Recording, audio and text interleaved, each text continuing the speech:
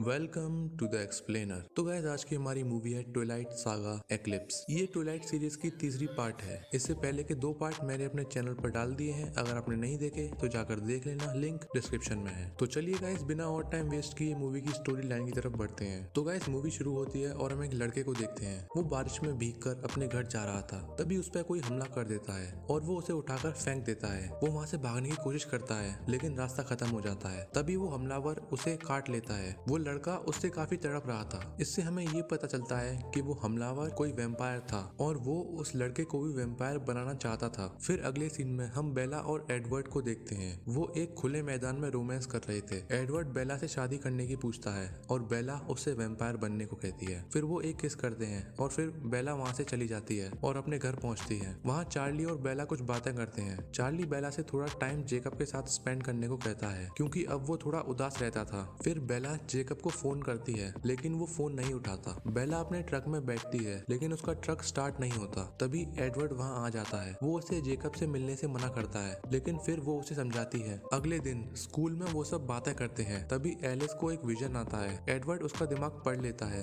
बेला Edward से Alice के vision के बारे में पूछती है। वो बताता है कि दूसरे स्टूडेंट्स को एलिस के बारे में पता चल गया है। फिर एडवर्ड बेला को बताता है कि काफी दिनों से सिएटल के लोग गायब हो रहे हैं और अगर ऐसा ही चलता रहा तो वॉल्चुरी को आना होगा। इससे बेला घबरा जाती है लेकिन एडवर्ड उसे तसल्ली देता है। तभी चार्ली वहाँ आ जाता है और एडवर्ड चला जाता है। फिर बेला अपनी मॉम से मिलने फ्लोरिडा जाती है। उसकी मॉम उससे वहीं रुकने को कहती है लेकिन वो मना कर देती है। एडवर्ड भी उसके साथ आया था। फिर वो कुछ बातें करते हैं। तभी बेला की मॉम उसे एक गिफ्ट देती है जिसमें एक ब्लैंकेट थी जो उसकी मॉम ने उसकी पुरानी टी शर्ट से बनाई थी। बेला उसे देखकर काफी खुश हो जाती है। फिर वो दोनों गले मिलते हैं। हम देखते हैं कि कलेंस किसी को जंगल में ढूंढ रहे थे। तभी एलिस को विक्टोरिया अपने विजन में दिखती है। वो सब उसके पीछे भागते हैं लेकिन विक्टोरिया एक ऊंची छलांग लगाकर भेड़ियों के इलाके में चली जाती है, इसलिए कलेंस वहीं रुक जाते हैं। तभी भेड़िए विक्टोरिया के पीछे पड़ जाते हैं। फिर वो दोबारा कलेंस की तरफ कूद जाती है। कलेंस फिर उसका पीछा करते हैं। वो दोबारा भेड़ियों की तरफ कूद जाती है और इस बार एमिड भी उसके पीछे कूद जाता है लेकिन तभी एक भेड़िया उसे गिरा देता है और विक्टोरिया भाग जाती है। एडवर्ड और बेला वापस आते हैं। एडवर्ड बेला को गाड़ी में ही बैठे रहने को कहता है लेकिन वो फिर भी बाहर आ जाती है। जेकब वहीं खड़ा था। वो उससे पूछता है कि वो कहाँ गई थी। तभी जेकब की वजह से एडवर्ड बेला को बताता है कि एमिट और पॉल में गलतफहमी हो गई थी। तभी जेकब कहता है कि वो विक्टोरिया की वजह से था। बेला को पता चलता है कि एलिस ने अपने विजन में असल में विक्टोरिया को देखा था लेकिन एडवर्ड ने उससे झूठ बोला था। वो किसी भी कीमत पर बेला को मारना चाहती है। फिर जेकब वहाँ से चला जाता है। बेला एडवर्ड से नाराज हो गई थी इसीलिए वो जेकब के साथ बैठ जाती है।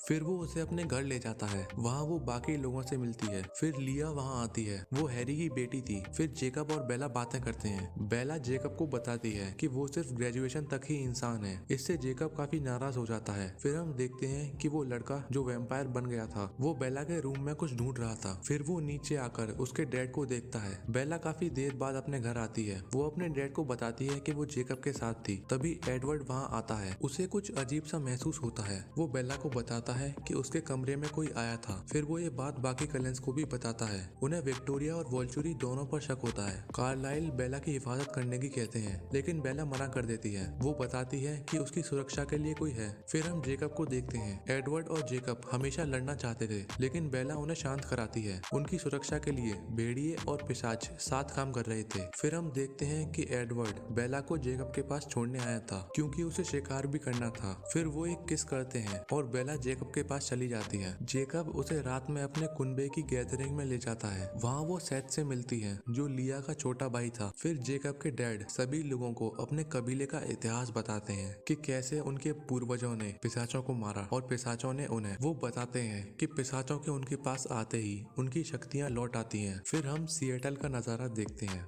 वो नया वैम्पायर और कई लोगों को वैम्पायर बना रहा था। टीवी में सिएटल की ही न्यूज चल रही थी। कलेंस उसे देख रहे थे। उन्हें पता चलता है कि कोई पिशाचों की सेना बना रहा है और नए पिशाच वैसे ही काफी ताकतवर और भूखे होते हैं। तभी एडवर्ड बताता है कि उसने आरो का दिमाग पढ़ा था और वो उसे और एलिस को अपनी तरफ करना चाहता था लेकिन बाकी कलेंस के होते ये मुमकिन नहीं था। फिर बेला अपने घर जाती है। उसके डैड उन्हीं गायब हुए लोगों में से एक लड़के को ढूंढ रहे थे। फिर वो अपने कमरे में एडवर्ड से बातें कर रही थी। एडवर्ड उससे फिर वैम्पायर बनने से मना करता है लेकिन बेला नहीं मानती। फिर वो एक किस करते हैं। अगले सीन में हम देखते हैं कि बेला जेकब के साथ ही वो उससे एलिस की ग्रेजुएशन पार्टी पार्टी में इनवाइट करती है, लेकिन वो मना कर देता है। जेकब बेला को बताता है कि वो उससे बहुत प्यार करता है। फिर वो उससे उसे चुनने को कहता है। उसे लगता था कि वो जल्दबाजी कर रही है, लेकिन बेला मना कर देती है। फिर वो उसे जबरदस्ती किस करता है। बेला उसे मारती है, लेकिन उसी के चोट लग जाती है। फिर जब रात में जेकब बेला को छोड़ने जाता है, तब एडवर्ड उसे धमकाता है। तभी चार्ली वहाँ आ जाते हैं और उन्हें शांत कराते हैं। जेकब चार्ली से माफी मांगता है। हम देखते हैं कि कार्लाइल बेला की पट्टी कर रहे थे। फिर बेला रोज़ेली के पास जाती है। वो उससे पूछती है कि वो उससे क्यों नफरत करती है। वो उसे बताती है कि वो उससे नफरत नहीं करती, बस उससे जलती है क्योंकि वो इंसान है लेकिन वैम्पायर बनना चाहती है। उसे भी एक छोटा सा परिवार चाहिए था, लेकिन ऐसा कुछ नहीं हुआ। वो बताती है कि उनके कभी बच्चे नहीं हो सकते।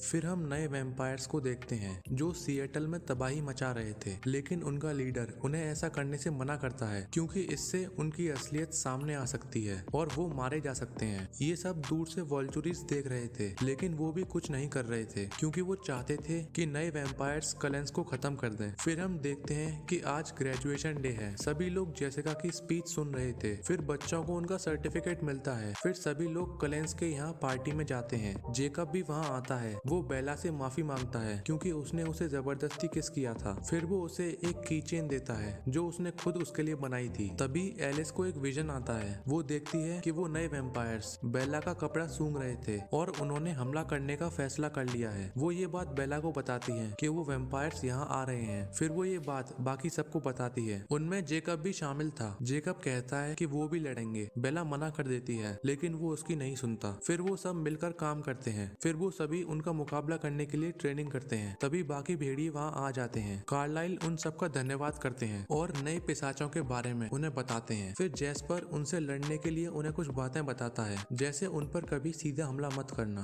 अब क्योंकि जैस्पर पहले भी नए वैम्पायर्स से लड़ा था, इसीलिए वो जानता था कि उन्हें कैसे हराना है। फिर वो ट्रेनिंग करते हैं और एक दूसरे से लड़ते हैं। बेला जेकब से बातें करती है और फिर उसके सर पे हाथ फिराती है। फिर सभी भेड़िए चले जाते हैं। जैस्पर बेला को बताता है कि तुम्हारी गन से वो पागल हो जाएंगे। फिर वो उसे अपना हाथ दिखाता है जिस पर कई सारे काटने के निशान बने हुए थे। वो उसे बताता है कि वो टेक्सास आर्मी का सबसे कम उम्र का मेजर था। फिर वो उसे बताता है कि मरिया ने उसे ऐसा बनाया। तभी एलिस वहाँ आ जाती है और वो किस करते हैं। बेला सो रही थी। फिर वो एडवर्ड को बताती है कि वो सब कठपुतली है विक्टोरिया की। वो ये सब छिपकर कर रही थी। फिर हम विक्टोरिया को देखते हैं। वो एक और नया वैम्पायर बना रही थी। एडवर्ड बेला को छुपने ही कहता है क्योंकि उसकी जान को खतरा था। वो मना करती है। फिर एडवर्ड कहता है कि वो भी उसके साथ रहेगा। फिर वो सारा प्लान जेकब को बताते हैं। वो बताते हैं कि जंग इसी मैदान में होगी। वो बेला की खुशबू से उन्हें यहाँ बुलाएंगे। बेला बताती है कि वो और एडवर्ड कहीं छिपने जा रहे हैं, लेकिन अगर एडवर्ड उसे उठाकर ले जाएगा तो वो उसे सूंघ लेंगे, लेकिन अगर जेकब ऐसा करेगा तो वो उसे नहीं सूंघ पाएंगे। फिर जेकब बेला को उठाता है और ले जाता है। फिर वो बातें करते हैं। जेकब उसे बताता है कि सैम उनका लीडर है। फिर बेला अपने घर जाती है। वहाँ पहले से ही एलिस उसके डैड से बात कर रही थी। एलिस बेला को बताती है कि उसने उसके डैड से कुछ दिनों को उसे अपने पास रहने की पूछ लिया है। फिर बेला अंदर जाकर अपने डैड से बातें करती है। वो उनसे दोबारा शादी करने की पूछती है, लेकिन वो मना कर देते हैं। फिर बेला रात को एडवर्ड के पास आती है। घर में और कोई नहीं था क्योंकि बाकी सब शिकार पे गए थे। एडवर्ड बेला को एक ब्रेसलेट गिफ्ट करता है। हम देखते हैं कि एडवर्ड ने अपने रूम में एक बेड लगवा लिया था। बेला उससे शादी करने से पहले कुछ शर्तें रखती है। वो उसके साथ इंटीमेट करने को कहती है, लेकिन एडवर्ड कहता है कि ये खतरनाक है और इससे उसकी जान भी जा सकती है। बेला फिर भी उससे जिद करती है। फिर वो एक किस करते हैं। बेला उससे आगे भी बढ़ती है, लेकिन एडवर्ड उसे रोक देता है। वो उससे पहले शादी करना चाहता था। फिर वो बेला को अपनी मॉम की रिंग देता है और फिर उसे प्रपोज करता है। फिर वो किस करते हैं। दूसरी तरफ विक्टोरिया राइली को बताती है कि वो उनके साथ नहीं जाएगी। वो बताती है कि उसके दुश्मन काफी ताकतवर हैं। राइली विक्टोरिया से प्यार करता था, लेकिन विक्टोरिया उससे प्यार करने का नाटक करती थी। विक्टोरिया ने उसे ये कहकर राजी किया था कि कलेंस उन पर कभी भी हमला कर सकते हैं। एडवर्ड और बेला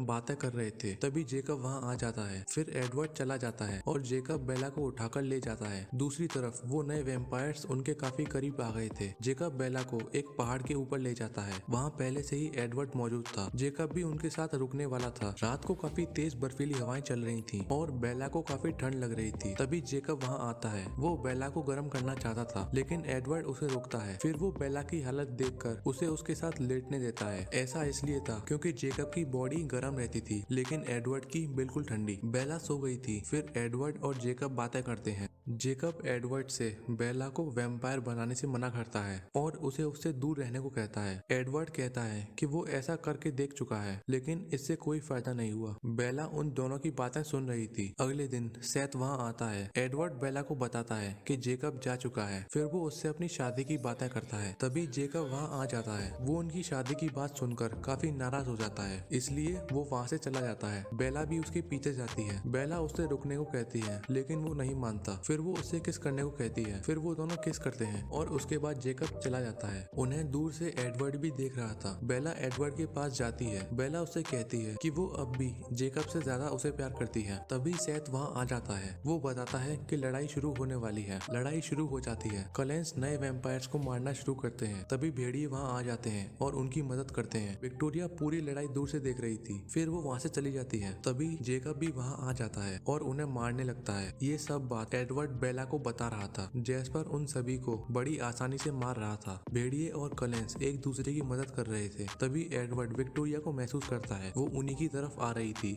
सेथ छुप जाता है। विक्टोरिया अकेली नहीं थी। तभी रायली वहाँ आता है और विक्टोरिया भी वहाँ आ जाती है। एडवर्ड रायली को समझाता है कि विक्टोरिया जेम्स से प्यार करती है, ना कि तुमसे। वो तुम्हारा सिर्फ इस्तेमाल कर रही है। लेकिन विक्टोरिया उसे उस पर ध्यान ना देने को कहती है। तभी सेथ निकल के आता है और रायली का एक हाथ तोड़ देता है। विक्टोरिया भागने की कोशिश करती है लेकिन एडवर्ड उसे गुस्सा दिलाता है। फिर विक्टोरिया एडवर्ड पर हमला कर देती है लेकिन एडवर्ड उसे उठाकर फेंक देता है। बेला भागती है। एडवर्ड विक्टोरिया को पकड़ लेता है। दूसरी तरफ रायली सेथ को घायल कर देता है और एडवर्ड को रोकता है। अब विक्टोरिया एडवर्ड को मारने वाली होती है। तभी बेला एक नुकीला पत्थर लेती है और अपना हाथ काट लेती है। उसके खून की गंध से विक्टोरिया और रायली का ध्यान भटक जाता है। तभी एडवर्ड उन्हें उठाकर फेंक देता है। अब सेथ रायली को पकड़ लेता है और मारने के लिए ले जाता है। विक्टोरिया बेला की तरफ बढ़ती है लेकिन बीच में एडवर्ड आ जाता है और उसकी गर्दन तोड़ देता है। विक्टोरिया मर गई थी। फिर एडवर्ड बेला की तरफ आता है और उसका खून रोकता है। फिर वो विक्टोरिया को जला देता है। एलिस अपने विजन में वोल्चुरिस को देखती है जो उनकी तरफ आ रहे थे। तभी एडवर्ड और बेला वहाँ आ जाते हैं। जेकब को एक वैम्पायर घायल कर देता है। फिर बाकी भेड़िए उसे मार देते हैं। बेला जेकब के पास आती है। अब क्योंकि वोल्चुरी आने वाले थे तो बाकी भेड़िए जेकब को वहाँ से ले जाते हैं। तभी वोल्चुरी वहाँ आ जाते हैं। वो कलेंस की जीत की तारीफ करते हैं। तभी वो एक छोटी लड़की को वहाँ देखते हैं जिन्हें कलेंस ने बख्श दिया था। तभी जीन उसे टॉर्चर करती है। जीन पूछती है कि बेला अब तक पिशाच क्यों नहीं बनी। बेला बताती है कि तारीख तय हो गई है। फिर एक वोल्चुरी उस बच्ची को मार देता है।